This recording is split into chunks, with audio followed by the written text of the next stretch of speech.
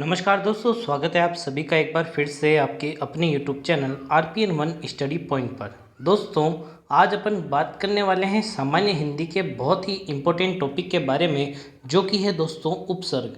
जी दोस्तों, सभी competitive exam में जो हिंदी जिसमें भी पूछी जाती है ना दोस्तों, उसमें उपसर्ग और प्रत्यय से प्रश्न पूछे जाते हैं। लेकिन आज की इस क्लास में अपन बात करने वाले हैं सभी उपसर्गों के बारे में। अपन पूरे डिटेल से पढ़ने वाले हैं और साथ ही साथ में अपन बात करेंगे कुछ प्रश्नों के बारे में भी, जो कि उपसर्ग से बार बार रिपीट होते हैं, है ना। आपको मैं प्रैक्टिस के लिए होमवर्क भी दूंगा, तो आपको शुरू से लेकर एंड तक बने रहना है इस वीडियो के साथ। और दोस्तों के साथ शेयर जरूर कर दीजिए, जिससे उनकी भी पीटीटी की जो तैयारी है दोस्तों, वो भी साथ साथ हो सके।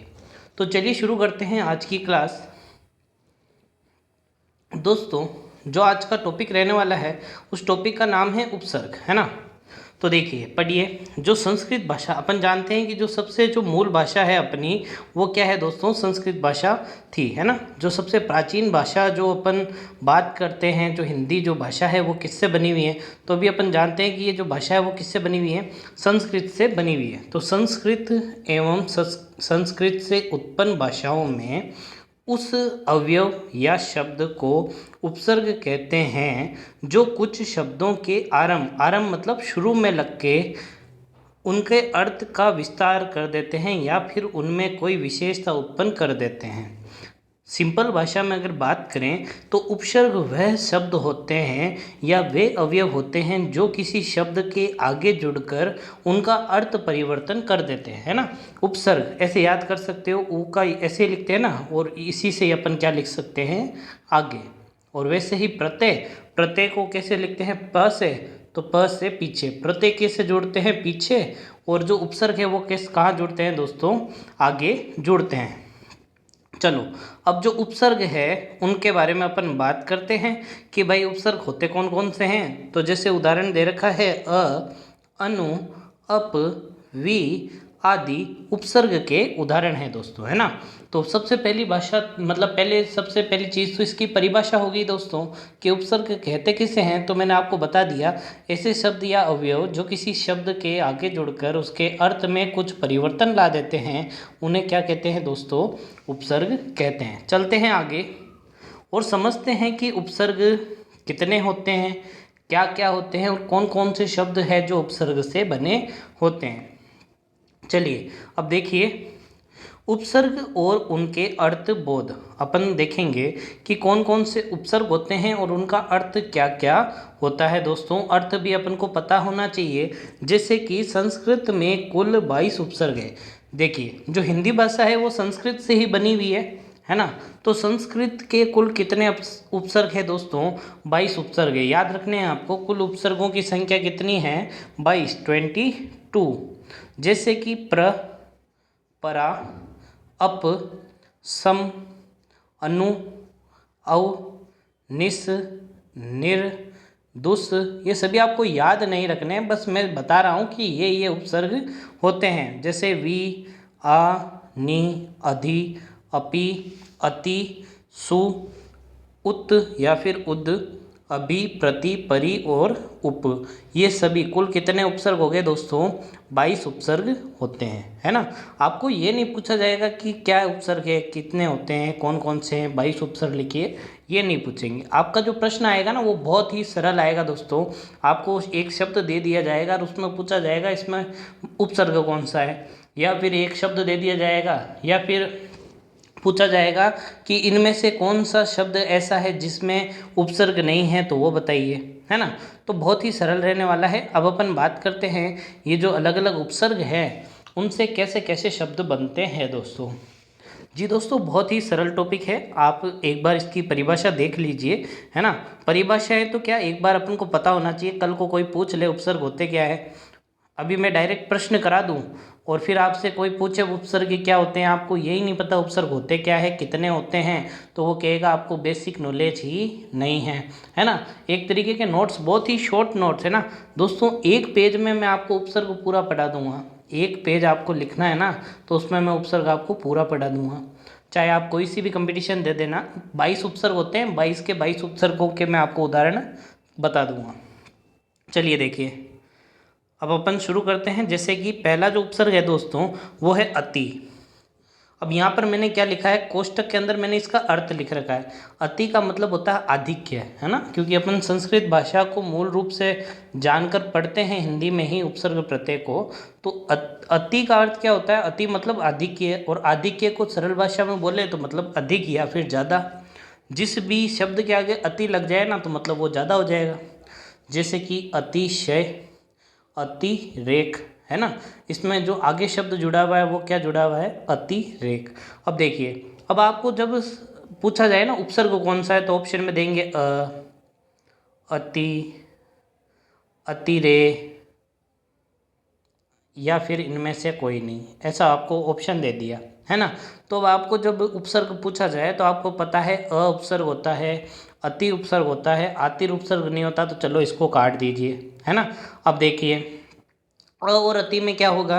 अब जैसे कि अत्यधिक, अत्यधिक अपन बोलते हैं जैसे, है ना, अत्यधिक में भी कौन सा उपसर्ग होता है, अति उपसर्ग होता है, लेकिन वहाँ संधि हो जाती है तो अत्यधिक हो जाता है। जैसे अतिरेक, अतिशय। अब देखिए अति प्लस शय, अति प्लस शय, जो पीछे वाला जो शब्द है ना उसका भी अर्थ निकलना चाहिए, है ना। तो ऐसा नहीं अ प्लस तिशय, तिशय का कोई भी अर्थ नहीं निकलता। अब जैसे अधि, अधि का अर्थ होता है मुख्य। अधि का अर्थ क्या होता है दोस्तों, मुख्य। अधि शब्द का जो हिंदी में अपन मुख्य अर्थ लेते हैं उसको कहते हैं मुख्य से। जैसे कि अधिपति, और इम्पोर्टेंट है दोस्तों अध्यक्ष। इम्पोर्टेंट क्या है दोस्तों, अध्यक्ष, क्योंकि अपन को इसमें दिख रहा नहीं है ना अति, अधि दिख नहीं रहा है, दिख रहा है क्या अधि, नहीं दिख रहा ना, लेकिन पूछा यही जाएगा अध्यक्ष के अंदर कौन सा उपसर्ग है, तो आपको याद रखना है अधि उपसर्ग है ना, ये आप इम्पोर्टेंट लगा लीजिएगा।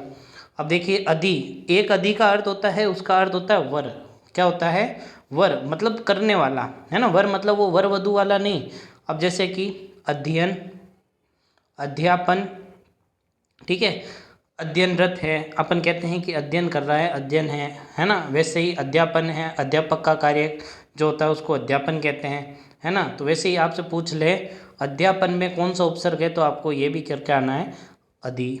अब देखिए जैसे अध्यक्ष में आ रहा है आपका अ और ध, है ना, तो इसमें भी क्या है अधि। तो अब याद रखना है अ और आधा ध आए।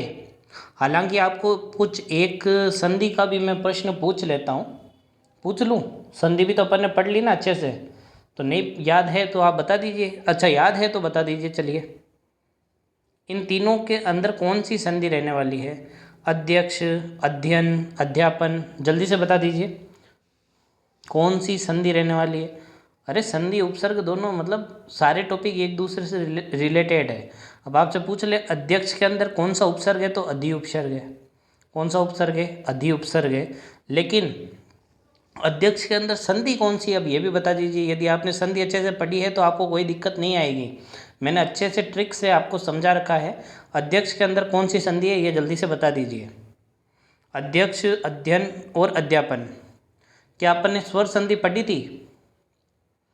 तो उस स्वर संधि में अपन ने कुछ 5 भेदों के बाद वो भेद पढ़े थे, 5 भेद पढ़े थे स्वर संधि के। उसमें कुछ ऐसा बताया था, कोई एक आधा अक्षर आएगा और ऊपर से य व ऐसा कुछ रहे तो कौन सी संधि रहती है। देखो आधा अक्षर य, आधा अक्षर य, आधा अक्षर य, तो कौन सी संधि हो गई, यण संधि। कौन सी संधि होगी दोस्तों, यण संधि। याद आया? तो दोस्तों आप लगातार रहिए, है ना, एक बार आप क्लास को मिस मत करिए, पहली चीज़ तो।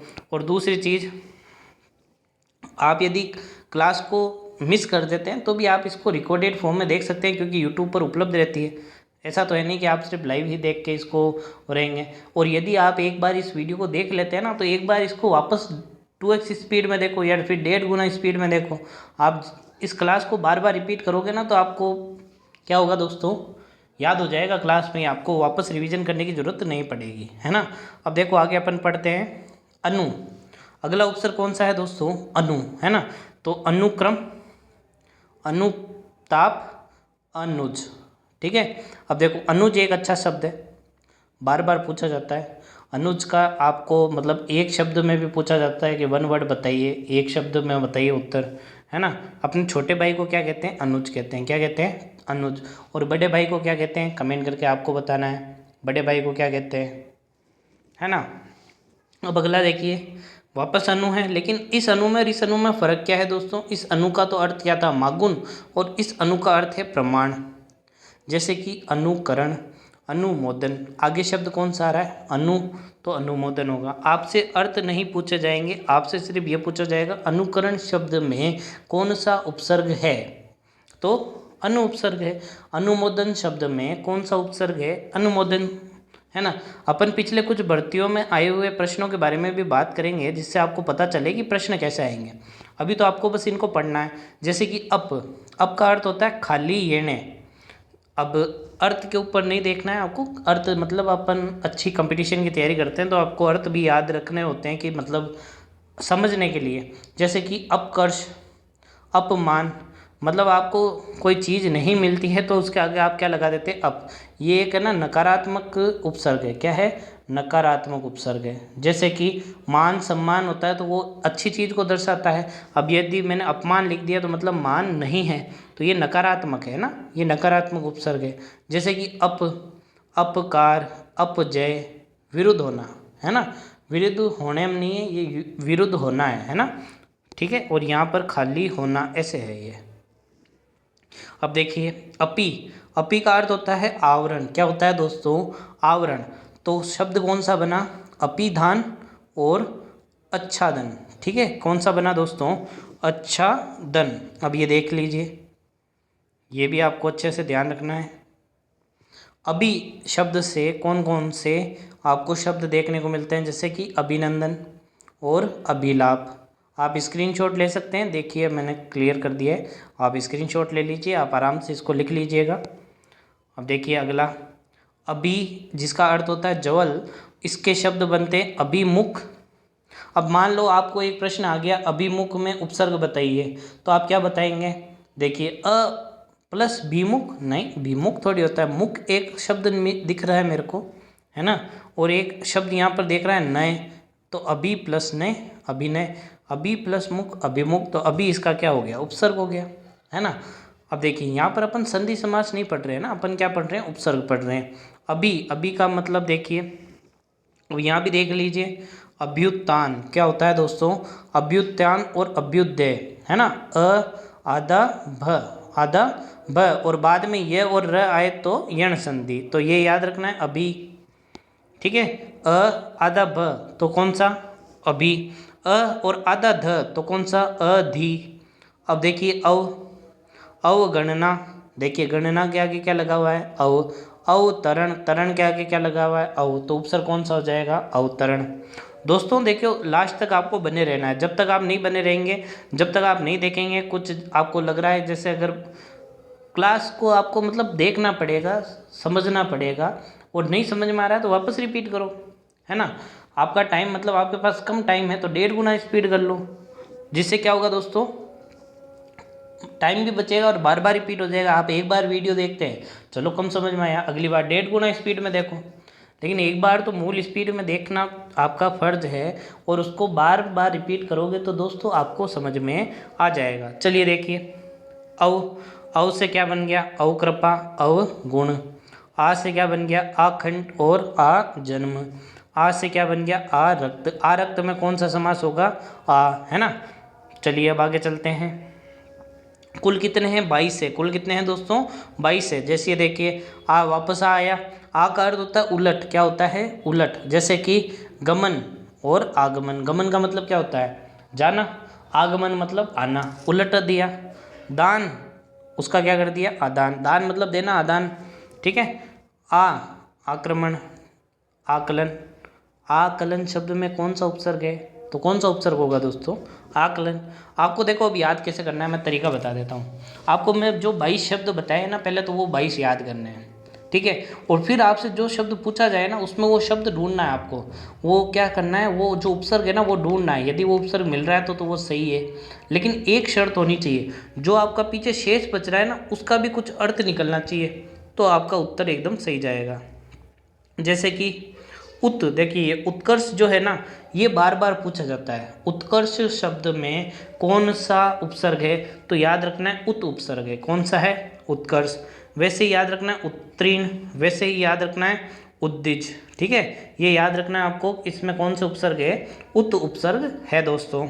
अब देखिए बात करते हैं उप उपसर्ग के बारे में। तो उपाध्यक्ष, उप प्लस अध्यक्ष उपाध्यक्ष, उपदिशा, वैसे ही बात करें उपग्रह, उपवेद, उपनेत्र। उप का मतलब होता है गौण, क्या होता है दोस्तों, गौण। गौण मतलब होता है छोटा, छोटा रूप, वेद का छोटा रूप उपवेद, ठीक है। ग्रह के जो छोटे भाग है उसको उपग्रह कहते हैं अपन।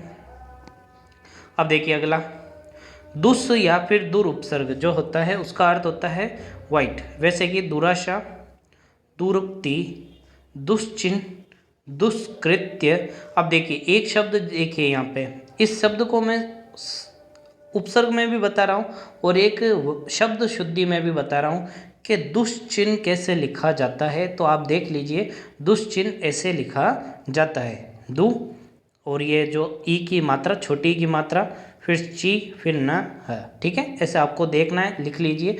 ये जो है ना प्रश्न उपसर्ग में भी आता है, साथ साथ में दोस्तों किसके अंदर आता है, शब्द शुद्धि के अंदर भी पूछा जाता है। अब देखिए ये तो पढ़े अपन ने हिंदी के उपसर्ग, संस्कृत के उपसर्ग, लेकिन जो अपनी हिंदी अभी की जो हिंदी भाषा अपन बोलते हैं ना, वो एक क्या मिश्रित भाषा है, उसमें कुछ उर्दू के शब्द भी है ना।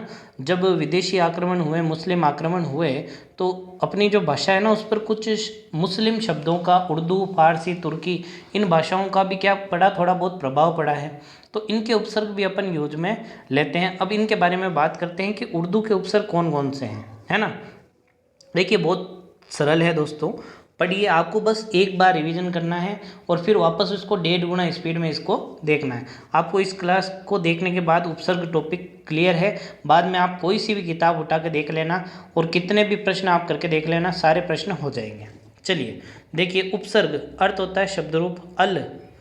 देखिए एक तरफ दिया हुआ उपसर्ग, फिर अर्थ, और एक तरफ दिया हुआ आपको शब्द रूप। अल उपसर्ग अर्थ है इसका निश्चित या अंतिम, है ना। देखिए ध्यान से पढ़िए, ये क्या दिया हुआ है, अल तो उपसर्ग है, यहाँ दिया हुआ आपको अर्थ, और फिर आपको दिया हुआ है अलविदा और अलबत्ता, ये आपको शब्द दिए हुए हैं। जैसे आपसे पूछ ले अलविदा शब्द में कौन सा उपसर्ग है, तो आपको बताना है अल उपसर्ग है, ठीक है। अलबत्ता शब्द में कौन सा उपसर्ग है, अल उपसर्ग है। और अल जो है ना वो उर्दू का उपसर्ग है। कम, कम का ही मतलब होता है हीन, कम का अर्थ क्या होता है दोस्तों, हीन। अब देखिए कम का अर्थ होता है हीन या फिर थोड़ा या फिर अल्प, ये शब्द, ये जो बीच में लिखे हुए ना ये तो इसके अर्थ है। अब देखिए कौन कौन से शब्द बनते हैं, कम सीन, कम अकल, कमज़ोर, है ना। अब देखिए अब मेरे से पूछ ले कमज़ोर में आपको क्या बताना है, उपसर्ग बताना है, तो मैं क्या करूँगा, क प्लस मजोर, नहीं मजोर क्या होता है, कम प्लस जोर, हाँ ये बन गया। देखो तो कम का भी अर्थ होता है और जोर का भी अर्थ होता है। एक तरफ तो मेरे को उपसर्ग पता है कम, है ना, और दूसरी तरफ मेरे को अर्थ भी निकल रहा है जोर, ठीक है। खुश, खुश का अर्थ क्या होता है, श्रेष्ठता के अर्थ में या फिर खुशबू के अर्थ में, खुश नसीब। अब देखिए खुशबू, अच्छा सीधे ही बता रहे हैं, खुशबू, खुश नसीब, खुश किस्मत, खुश दिल, खुशहाल और खुश मिजाज। देखिए आगे शब्द क्या दिखाई आ रहा है अपने, खुश, तो इसके आगे जो खुश जो जुड़ा हुआ है वो क्या है दोस्तों, उपसर्ग है। वैसे ही गैर, गैर क्या होता है दोस्तों, निषेध, मतलब अपन मना करते हैं किसी को, किसी काम को इलीगल मतलब बताते हैं, या फिर किसी काम के लिए अपन प्रतिबंधित करते हैं, तो उसके आगे अपन गैर उपसर्ग लगाते हैं। जैसे कि गैर हाजिर, हाजिर नहीं होते तो गैर हाजिर। गैर कानूनी, जो कानूनी नहीं है वो गैर कानूनी। गैर वाजिब, वाजिब का अर्थ होता है दोस्तों कि ये सही है या नहीं है, तो गैर वाजिब। गैर मुमकिन, गैर सरकारी, गैर सरकारी मतलब सरकारी नहीं है, और गैर मुनासिब, ठीक है। अब देखिए दर, अब देखिए दर भी क्या है दोस्तों, मध्य में, दर का मतलब क्या होता है, मध्य में। जैसे कि दर मियान, दर असल, दर हकीकत, हकीकत के मध्य में, एकदम हकीकत है बिल्कुल, दर हकीकत, है ना। अब देखते हैं अगला उपसर्ग दोस्तों, ये उर्दू का उपसर्ग है ना, इससे भी आपका प्रश्न पूछ ले तो अपन को गलत तो करना ही नहीं है, मतलब पूरा टॉपिक आपको पढ़ना है। यदि आप इसके नोट्स बना रहे हो ना दोस्तों, तो एक पेज से ज़्यादा का पूरा उपसर्ग हो जाएगा एक पेज के अंदर अंदर, और एक पेज में यदि आपको 2 से 3 प्रश्न करने को मिल रहे हैं, मतलब 9 से जो 9 नंबर के आएंगे, 3-3 नंबर का एक प्रश्न होगा। अगर 3 प्रश्न आते हैं और 9 नंबर आपको एक पेज में मिल रहे हैं, तो दोस्तों इस वीडियो में बुराई क्या है, आपको लिखना पड़ेगा दोस्तों, है ना। जितनी मेहनत हम कर रहे हैं उतनी मेहनत आपको भी करनी पड़ेगी। चलिए अगला देखिए ना, ना का अर्थ क्या होता है? अभाव। ना का अर्थ क्या होता है दोस्तों? अभाव। जैसे कि ना मुमकिन, ना मुराद, ना कामयाब, ना पसंद, ना समझ, ना लायक, ना चीज़, ना पाक, ना काम। अब जैसे मैं पढ़ रहा हूँ ना वैसे ही आपको पढ़ना है। अपन को उपसर्ग को पढ़ के थोड़ा सा गैप लेके पढ़िए। अब जैसे नामुमकिन, तो नामुमकिन नहीं पढ़िए इसको, अब इसको पढ़ना है ना आपको, तो क्या पढ़िए? ना मुमकिन, ना मुराद। अपने आप पेपर में देख के याद आ जाएगा, ना मुराद, अरे ना उपसर्ग है, मुराद शब्द है इसका, है ना। ना कामयाब, अरे ना उपसर्ग, ना कामयाब, ये आ गया। चलिए अब आगे चलते हैं। फी का अर्थ होता है प्रति, जैसे कि फीसदी। जैसे अपन प्रतिशत, प्रतिशत में कौन सा प्रति उपसर्ग होता है, वैसे ही फी जो है वो उर्दू में अपन यूज करते हैं। इसका अर्थ क्या होता है? फीसदी। और फी आदमी मतलब प्रति आदमी, उसको अपन उर्दू में फ़ी बोलते हैं। ब का अर्थ होता है से, के, में, अनुसार।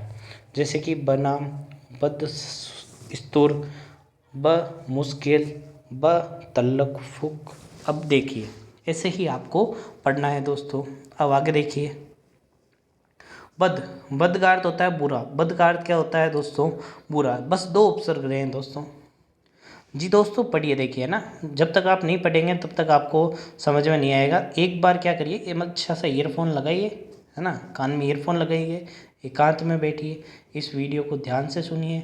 एक बार पढ़ लिया, फिर स्पीड बढ़ा के देखिए, आप 2 बार देख लीजिए, है ना। फिर आप कोई सी भी बुक यदि आपके पास है, और नहीं है तो अभी मैं इसके टेस्ट भी दे रहा हूँ, है ना, फिर आप इन प्रश्नों को बार बार देख लीजिए, है ना। आपको कुछ होमवर्क के क्वेश्चन दूंगा, यदि आपसे वो बन रहे हैं मतलब आपका टॉपिक क्लियर है। अब देख लीजिए, बद का अर्थ होता है बुरा, बदनाम, बदमाश, बदकिस्मत, बदबू, बदहजमी, बद दिमाग, बद मज़ा, बद हवास, बद दुआ, बद नीयत और बदकार, है ना। बहुत अच्छे अच्छे शब्द है, क्योंकि बार बार पूछा जाता है ये बद वाला उपसर्ग, एक बार देख लेना। बर का अर्थ होता है ऊपर या फिर बाहर, है ना। बरकरार, बर वक्त, बर अक्स, बर जमा, और ठीक है इसको हटा दीजिए, ये नहीं है ना, ये गलती से टाइप हो गया। चलते हैं अब टेस्ट की तरफ। अब अपन है ना प्रश्न की तरफ देखते हैं कि प्रश्न आते कैसे हैं। अब आपको जल्दी से उत्तर देने हैं कि प्रत्यर्पण शब्द में कौन सा उपसर्ग लगा है। जल्दी से बताइए दोस्तों, प्रत्यर्पण जो शब्द है उसमें कौन सा उपसर्ग लगा है? प, प्र, ऑप्शन बी है दोस्तों प्रति, ऑप्शन सी है आपका प्रत्यय, ऑप्शन डी है दोस्तों आपका पर। जल्दी से बताना है कौन सा उपसर्ग लगा है प्रत्यक्ष प्रत्ययप्रण में। अब यही ध्यान रखना, प्रत्ययप्रण वैसे आ सकता है प्रत्यक्ष, इसमें भी सेम ही उपसर्ग है ना। तो अब ध्यान से बताना है आपको। जी दोस्तों, इसका जो ऑप्शन बी है वो एकदम सही उत्तर हो जाएगा। देखिए, प्रति प्लस अक्ष, है ना, ये इसका सही बनेगा। संधि कौन सी बनेगी? तो यण संधि बनेगी, है ना। कौन सी संधि बनेगी? यण संधि बनेगी। अभी अपन ने देखा था अध्यक्ष, इसी तरीके का उदाहरण है। आधा अक्षर और आधा अक्षर आ रहा था और बाद में ये आ रहा था। प्रत्यक्ष, ये भी ऐसा ही उदाहरण है।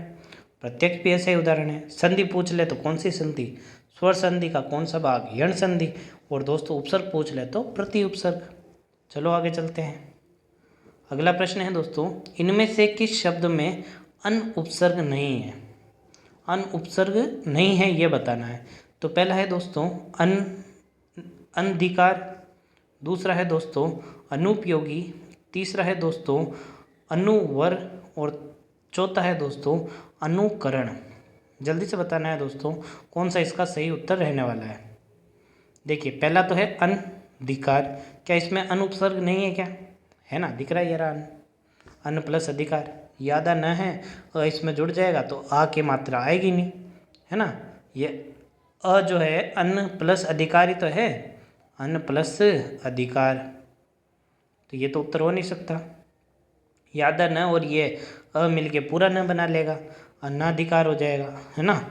अगला देखिए, अन प्लस उपयोगी अनुपयोगी, ये भी बन रहा है। अब ऑप्शन 2 देखिए, जो ऑप्शन नंबर सी है इसको देखिए, इसको तोड़िए अन में, अन प्लस फिर बाद में बचेगा उर्वर, और इसको तोड़िए, अन प्लस बचेगा अन प्लस उकरण। अरे यार ये उकरण क्या होता है, ये तो अनु प्लस करण है, तो इसमें अन उपसर्ग नहीं है ना, तो ऑप्शन नंबर डी इसका जो सही उत्तर हो जाएगा। आगे समझ में, देखिए ऐसे ही आपको प्रश्न करना है, बहुत ही सरल रहेगा। अब मुझे याद है अन उपसर्ग होगा, एक अनु उपसर्ग होगा, तो या तो अन है या फिर अनु है, तो अनु आ गया, अनुकरण। अगला प्रश्न, अनु उपसर्ग है, आपको बताना अनु उपसर्ग किसके अंदर है। अनुपस्थिति, अनावश्यक, अनुशासन, अनुपम। जल्दी से बताना है कौन से शब्द के अंदर अनु उपसर्ग उपस्थित है दोस्तों। जी दोस्तों, जो अनुपस्थित कर रहे हैं वो गलत है ना, अन प्लस उपस्थिति होता है। देखिए पीछे जो शब्द बचता है ना उसका भी अर्थ निकलना चाहिए। अब देखो अनु प्लस परिस्थिति, ये तो कोई शब्द बना नहीं, तो क्या बनेगा, अन प्लस उपस्थिति बन गया ना, मात्रा को चेंज कर दिया, मात्रा को पीछे जोड़ दिया, उपस्थिति शब्द बन गया। अनावश्यक ये भी नहीं बनेगा, अन प्लस आवश्यक ये होता है। अनुशासन, हाँ अनुशासन, अनु भी निकल गया अपना उपसर्ग और शासन भी बच गया पीछे शब्द, तो ये सही है, तो अपना ऑप्शन नंबर सी सही होगा। अगला प्रश्न है दोस्तों, परा उपसर्ग नहीं है, आपको बताना है कि परा उपसर्ग किसके अंदर नहीं है। पराश्रित, पराभव, परामर्श और पराजय, जल्दी से बताइए दोस्तों। जी दोस्तों जल्दी से बताइए। हाँ दोस्तों, बात करें इसके सही उत्तर की, तो जो ऑप्शन नंबर ए है वो इसका सही उत्तर हो जाएगा। चलिए दोस्तों अगला प्रश्न, बहुत ही अच्छा प्रश्न है, सरल प्रश्न है। उन्नति में कौन सा उपसर्ग लगा है, आपको बताना है उन्नति जो शब्द है ना उसके अंदर कौन सा उपसर्ग है दोस्तों। उत, उन, उद या फिर ए और सी दोनों, जल्दी से बताइए दोस्तों। अच्छा प्रश्न है, बार बार रिपीट होता है, इसीलिए अपन ने जो उपसर्ग टॉपिक है ना उससे पहले संधि पढ़ी थी। क्या पढ़ी थी दोस्तों, संधि पढ़ी थी। आपने ये वीडियो नहीं देखा है संधि का तो जरूर जाके देखिएगा। 2 वीडियो में अपन ने संधि को बहुत अच्छी तरीके से पढ़ रखा है। पहले वीडियो में अपन ने स्वर संधि और दूसरे वीडियो में विसर्ग और व्यंजन संधि पढ़ी थी, है ना। और तीसरे वीडियो में अपन ने उसकी प्रैक्टिस की थी, कुल 40 से 50 प्रश्न अपन ने किए थे, है ना। तो अब आपको बताना है उन्नति में कौन सा उपसर्ग लगा है। जी दोस्तों देखिए, उत प्लस नति अपन ने पढ़ा था, उत प्लस नति ऐसा ही होता है ना। किस संधि में पढ़ा था, व्यंजन संधि में पढ़ा था। पहला वर्ण होता है, फिर वो जो होता है वो किस में बदल जाता है, त जो है वो न में बदल जाता है। इसी प्रकार से जो द होता है वो भी किस में बदल जाता है, आधे न में, है ना। तो इसका उत्तर ए भी सही है और सी भी सही है, मतलब ऑप्शन नंबर डी सही है। अब ध्यान रखना उन्नति है ना उसके अंदर उत प्लस नति या उद, ये उद उपसर्ग भी इसमें बनता है, ठीक है। चलो आगे चलते हैं। जी दोस्तों अच्छा प्रश्न है, बार बार मतलब रिपीट होने के चांसेस है इस प्रश्न के, है ना। और आप ये पढ़कर कोई सा भी एग्जाम दे लेना। निम्नलिखित में से किस शब्द में 2 से अधिक उपसर्ग है। देखिए अब कुछ शब्द ऐसे होते हैं जिसके अंदर 2 से अधिक उपसर्ग होते हैं, तो आपको पढ़ना है और देखना है किसके 3 टुकड़े हो रहे हैं, तभी तो 2 उपसर्ग होंगे। देखिए व्याकरण, दुर्व्यवहार, संव्यन या फिर पर्यावरण, जल्दी से बताना है कौन सा इसका सही उत्तर होने वाला है दोस्तों।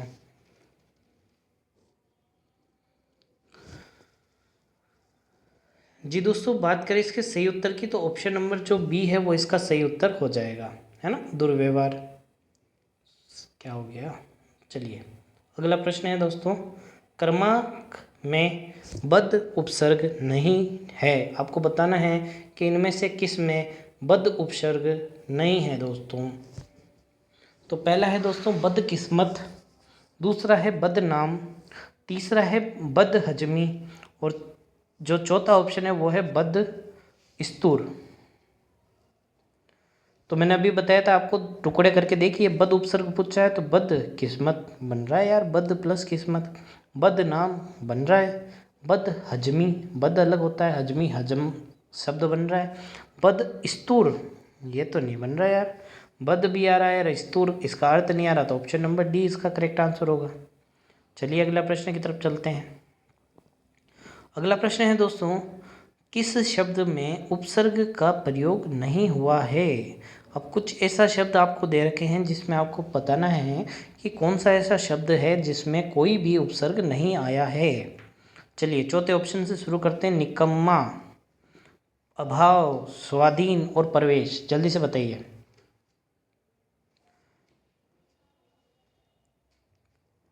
जी दोस्तों, अब देखिए, अब अभाव बता रहे हैं। भाव तो एक शब्द होता है ना, और इसके आगे अ उपसर्ग लगा हुआ है ना।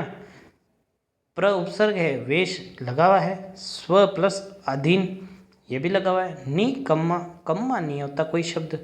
ऑप्शन नंबर डी इसका सही उत्तर होगा। नी मान लीजिए उपसर्ग, कम्मा क्या होता है, नहीं होता। कम्मा तो होता है, लेकिन कम्मा क्या होता है। अगला प्रश्न है दोस्तों, प्रत्यक्ष अप्रत्याशित शब्द में मूल शब्द है, आपको बताना है अप्रत्याशित जो शब्द है इसके अंदर मूल शब्द कौन सा है।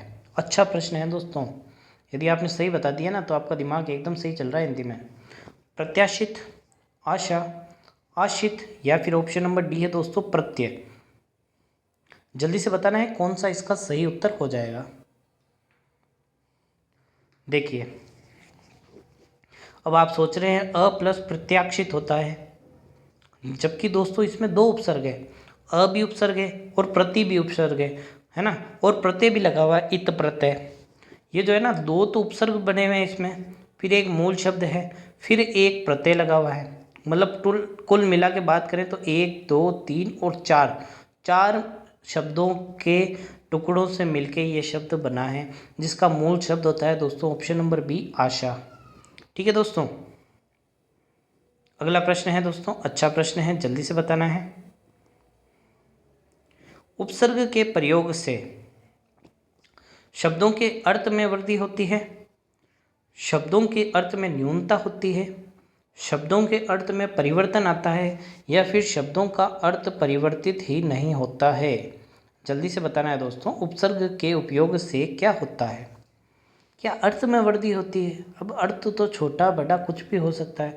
देखिए, ये तो हो ही नहीं सकता अर्थ में वृद्धि अर्थ में न्यूनता, या तो परिवर्तित होता है या अपरिवर्तित होता है। जल्दी से बताइए।